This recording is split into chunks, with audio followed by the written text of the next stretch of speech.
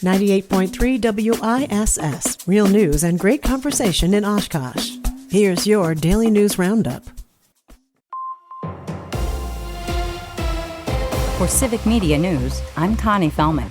The EF3 tornado that devastated parts of Appleton and Menasha last week was one of the largest our state has ever seen, according to local weather experts. The tornado was estimated to have winds up to 140 miles per hour and was more than a mile wide at one point. It's been more than 4 decades since we've seen a tornado that strong in the area. That was back in 1984 when an F4 touched down in the town of Butamore.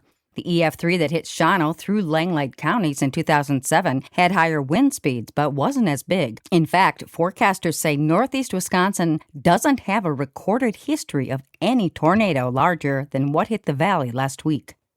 After searching throughout the weekend, the Door County Sheriff's Office says they found the bodies of 2 missing kayakers near Washington Island yesterday. 20-year-old David Thalman and 20-year-old Francesca Warwick, both from Illinois, were last seen Saturday evening. Authorities say the two were kayaking in the waters off Washington Island. They say neither was wearing a life jacket. Police from Washington Island and Gibraltar departments, as well as personnel from the Wisconsin Department of Natural Resources, U.S. Coast Guard, and several local fire departments searched for the missing kayakers late into the night Saturday and all day on Sunday. Door County Sheriff's deputies took over the search when it transitioned to a recovery effort on Sunday. Recovery workers found the bodies in the water just before 11 a.m. on Monday. A plane crash in Dunn County left 2 people injured Sunday afternoon. According to officials with the Dunn County Sheriff's Office, the incident occurred shortly after 12 p.m. near Boundary Road in the town of Hay River. The pilot, a 36-year-old woman from South Dakota, and her passenger, a 51-year-old Marshfield man, were both taken to a local hospital. Investigators say the aircraft had just departed from the Boyceville Municipal Airport prior to the crash. The cause of the accident remains under investigation by authorities. A 37-year-old Menominee woman is facing charges of attempted first-degree intentional homicide and child abuse following an alleged attack on her 7-year-old son. Police say they first responded to a welfare check for Emily Spaulding on the night of July 20th, but were called back to the area 2 hours later after the boy fled the residence. Officers located the child at a nearby establishment with a head wound. He told police that Spaulding had tried to stab him and struck him with a hammer. Spaulding was taken into custody and has been moved to the Winnebago Mental Health Institute for a psychological evaluation. The Wisconsin Department of Natural Resources is looking for help with statewide surveys. Officials say volunteers are needed to assist with monitoring deer and game bird populations across the Badger State, known as Operation Deer Watch and Game Bird Survey.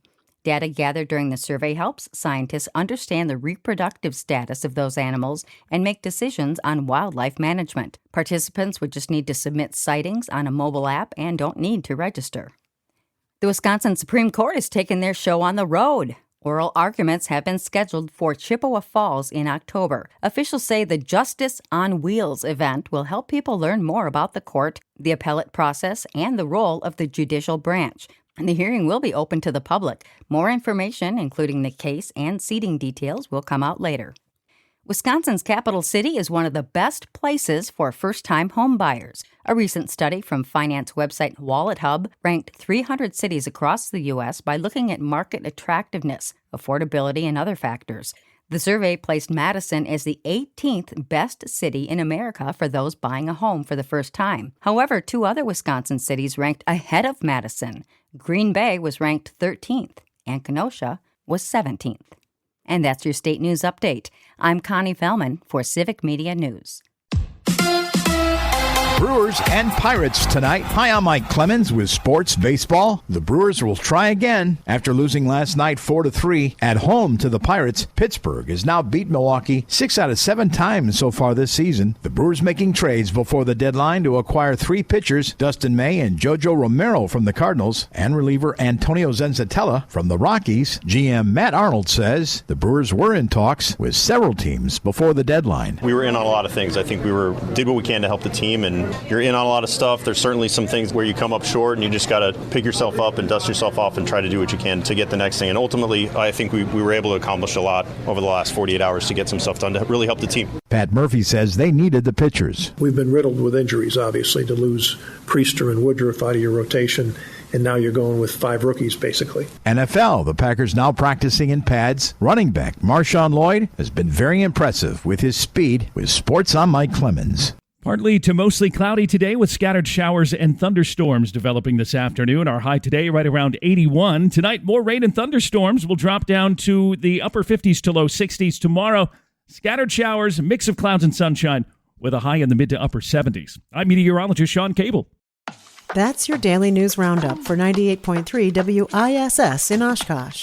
Find more news anytime at WISS.FM.